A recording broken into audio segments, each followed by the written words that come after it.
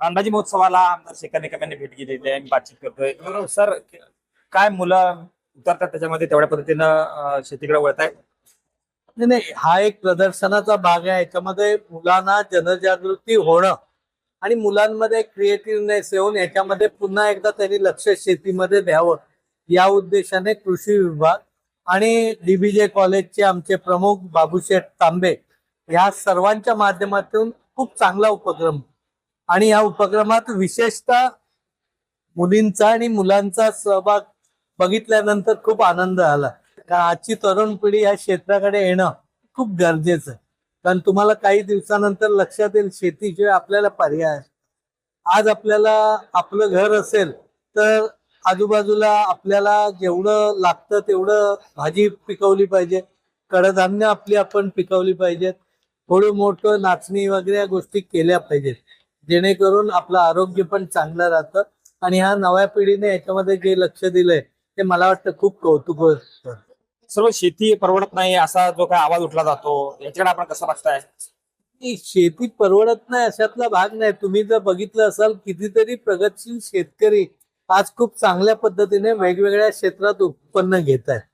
शेवटी शेती सामुदायिक असते. म्हणजे कसं आहे, डेअरी असेल तर तुमचं शेतीला तिचा उपयोग होतो, तो माणूस तिकडे जातो, असं म्हणजे एकमेकावर पूरक आहे आणि त्या पद्धतीने आपल्याला काम करणं गरजेचं आहे. शेतीशिवाय पर्याय राहणार नाही, कारण शेवटी अन्न हे कायम तयार होणारी आणि जो देश शेतीत पुढे जाईल तोच पुढे टिकणार पुढच्या जगात. काही पदार्थ विद्यार्थ्यांनी बनवले होते, काही टेस्ट आपण सुद्धा करून पाहिजे. नाही, टेस्ट बघितल्यानंतर खूप उत्तम झालं, कारण त्या विद्यार्थ्यांच्या मागे त्यांची आई पण आहे ना. त्या आईचं महत्व खूप मोठं आहे. आईने त्यांना टिप्स दिल्या असतील, काही रेसिपी सांगितली असतील आणि मुलांनी ते खूप चांगल्या पद्धतीने, टेस्ट पण खूप चांगली. आता मी कोरडूची एक वडी बघितली, तिचं जर आपण पेटर्न केलं ना तर ही भाकरवडी असते ना चितळीची, तिच्या तोडीची किंवा तिच्याहून जास्त चवीची ती कोरडूची वडी आहे. आपल्यालाही त्या गोष्टीत लक्ष द्यावं लागेल. पण सर, असा काजू बोंडा प्रक्रिया उद्योग किंवा अन्य गोष्टीवरती कोकणात यासाठी जे काय सकारात्मक सरकारकडनं जे काही पावलं उचलायला पाहिजे होते, असं काय भविष्यात काय करण्याचा नाही, प्लॅन? उचललं ना. तुम्हाला माहिती आहे का, आपल्याकडे कोकणातल्या फळापासून वाईन निर्मितीचा प्रकल्प व्हावेत म्हणून काकोडकर सर प्रयत्न करत होते. पूर्वी आपल्याकडे तिप्पट एक्साइज ड्युटी होती. Only grape wine is exempted from all taxes. त्यावेळी मला असं वाटलं की हा शब्द मी लगेच काढीन, पण तेवढं सोपं नव्हतं, कारण ग्रेपची लॉबी खूप मोठी होती. पण देन आता 1 लिटरला 1 रुपया इतका एक्साइज ड्युटी पर्यंत आपण करण्याचं काम केलेलं आहे.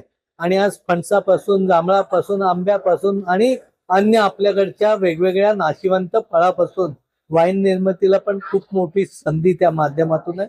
अजून वेळ जाईल, कारण शेवटी आपला आपला उपयोग हाच आहे उद्देश, की पेरिफल म्हणजे नाशवंत फळ आहेत, त्या नाशवंत फळाला प्रोसेसिंग करून चांगली पैसे आले पाहिजेत, किंमत आली पाहिजे. आज मगाशी शेठनी सांगितलं 400 रुपये जांभळं, खरं म्हणजे 600 रुपयापर्यंत जांभूळ यंदा गेलेलं. आपल्याकडे जांभळं मिळत नाहीत, पडून फुकट जातात. मग माझा एक विद्यार्थी आहे, जांभळाची शेती करतो, एक्सपोर्ट करतो. आज त्या जांभळावर करोडो रुपये कमवतो, पण त्यांनी टेक्निक्स वापरले. खाली जाळ्या आहेत, वरून पडलं की जाळ्यात पडतात. ती कलेक्शनची पद्धत आहे. जाती वेगवेगळ्या आहेत.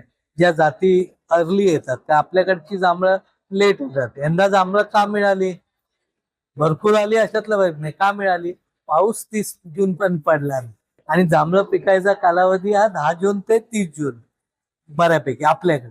मग ह्या अर्ली जाती विद्यापीठाने शोधल्या पाहिजेत, लोकांपर्यंत लावल्या पाहिजेत. आपण सुद्धा जी कोकणातली झाडं आहेत, जी कोकणात येतात, म्हणजे त्याला इंडिजिनियस स्पेसिस म्हणून, ती झाडं आपण लावली पाहिजे. आपण काय करतो, बदामाचं झाड लावतो, कॅशिया लावतो, मँजियम लावतो, रेंट्री लावतो, त्याचे उपयोगच नाही. अशोक लावतो. ही झाडं लावू नये.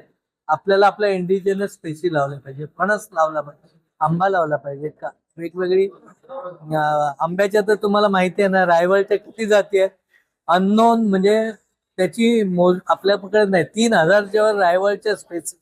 प्रत्येक रायवळ आंब्याचं झाड एक वेगळी जात, त्याचा उपयोग आपल्याला. सभागृहात विविध प्रश्न मांडत असताना भास्करराव मगाशी सुद्धा बोलले, माझ्याशी बोलताना सुद्धा बोलले की शेखर निकमाने आम्ही दोघं जण एकत्र असताना दिसतो आणि आमच्याकडे नाही, सुद्धा. भास्कर शेठ जाधव हे विधानसभेमध्ये खूप ज्येष्ठ आहेत, खूप अनुभव आहे, त्यांच्याकडे बोलण्याची कला आहे, ढब आहे. आणि त्याबरोबर नॉलेज देखील तेवढ्या पद्धतीने आहे. आणि जे नॉलेज आहे ते ठासून मांडण्याची त्यांच्यामध्ये हिंमत आहे. नॉलेज कधी कधी असतं, आम्हालाही तो विषय पुरा असतो माहिती, पण जेवढ्या स्पष्टपणे मी त्यांना मगाशीच बोललो, शेठ तुम्ही एवढं खरं रेटून कसं काय बोलू शकता. आम्ही थोडं म्हटलं दचकून बोललो. ते बोलले तोच स्वभाव. आता त्याचा त्यांना फायदा झाला, ते आमदारही त्या स्वभावामुळेच झाले. पण जेवढी संधी त्यांना कोकणचा नेता किंवा जी मिळायला कदाचित मागे पुढे पण कोकणच्या प्रश्नावरती तुम्ही दोघं जण एकत्र सभागृहात सुद्धा शंभर वाटतं. टक्के. सगळे अजून आमदारांनी सुद्धा सोबत यायला पाहिजे. नाही येतं असतं, आपण सगळ्यांनाच येतात, कोणा वेळे अभावी वगैरे येत नसेल. पण मी भास्कर शेठ ज्या ज्या वेळी भाषणं करतात, उभे राहतात, त्यावेळी मी त्यांच्या मागे किंवा पुढं किंवा साईडला बसले.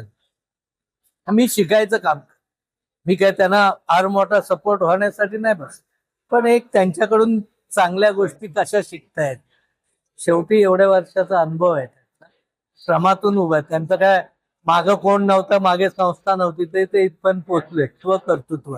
आणि सरस्वती आणि शारदा मातेच्या त्यांच्या जिभेवर असलेला ज्ञानाचा. बरं सर, कृषीमधून आपण आलात, कृषीचे धडे देखील आपल्या महाविद्यालयात दिले जात आहेत. खरंच तरुण पिढी जी कृषीकडे कशा पद्धतीने वळते आणि देशाच्या भविष्या दृष्टिकोनातून कृषीकडे कसं वळते? मी ऍग्रिकल्चर झालो, BSc झालो, MSc झालो. माझ्या वेळची मुलं पण खूप शिकले, खूप चांगल्या पोस्टला आहेत. पण शेतीमध्ये वळायचं प्रमाण कोकणात कमी आहे, पण घाटावर खूप चांगल्या शेतीमध्येही आपली मुलं खूप चांगलं काम करतात. पण मधल्या काळात ऍग्रिकल्चरला जाणं म्हणजे फक्त MPSC स्पर्धा परीक्षेमध्ये जाण्यासाठी जास्त मुलांचा ओढा होता. आता थोडं ते कमी झालंय. आता प्रॉपर शेती म्हणून जाण्याचा ओढा निर्माण व्हायला नजीकचा. कृषका साळगावकर, विरान मराठी, चिपळूण, रत्नागिरी.